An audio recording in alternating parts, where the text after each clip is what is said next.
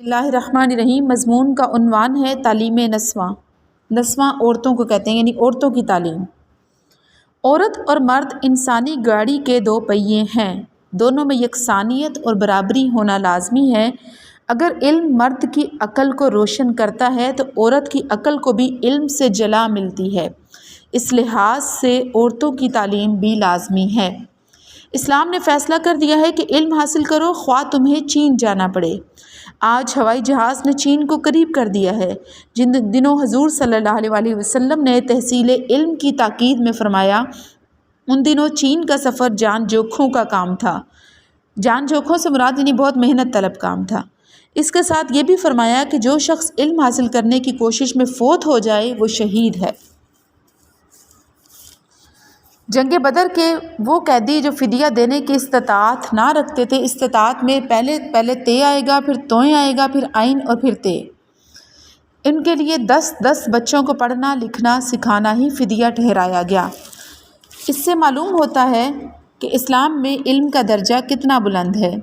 ظاہر ہے کہ اگر مرد علم حاصل کر کے ترقی کے مدارج طے کر سکتا ہے تو عورت بھی ان درجات کو علم حاصل کر کے طے کر سکتی ہے۔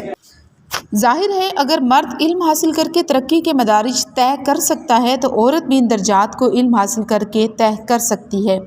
اب وہ زمانہ نہیں کہ عورت پر علم کے دروازے بند کیے جا سکیں۔ اب تو لڑکیوں کے الگ اسکول اور کالجز قائم ہو چکے ہیں۔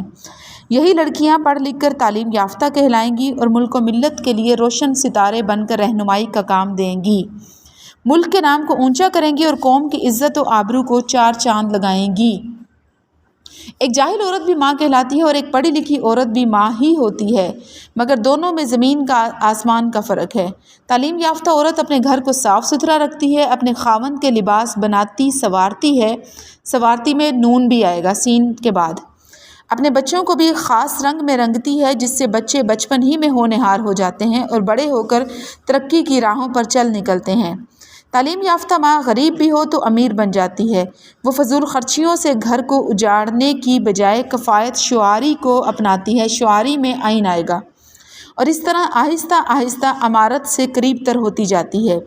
بچوں کو خود پڑھاتی ہے، وہ پڑھائی کے طریقے جانتی ہے اور محلے کے بچے بھی اس سے پڑھنے کے لیے آ جاتے ہیں، اور اس طرح وہ محلے میں عزت بھی پاتی ہے اور امیر بھی ہوتی جاتی ہے۔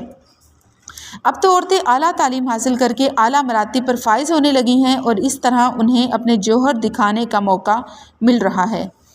ان میں خودداری پیدا ہو رہی ہے، اپنے اوپر اعتماد پیدا ہو رہا ہے۔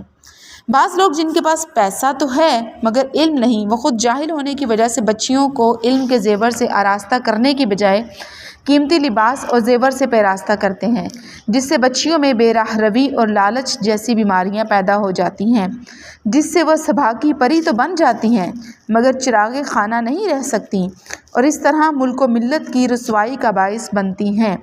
اس کے برعکس تعلیم یافتہ عورتیں اپنے وقار کے ساتھ ساتھ ملک و ملت کی شان بھی بڑھاتی ہیں، اپنی اولاد کو ملک و ملت کی خدمت کے لائق بناتی ہیں، انہیں برائی اور بھلائی میں تمیز کرنا سکھاتی ہیں اور اپنے فرائض دینی اور دنیاوی بڑے اچھے طریقے سے ادا کرتی ہیں۔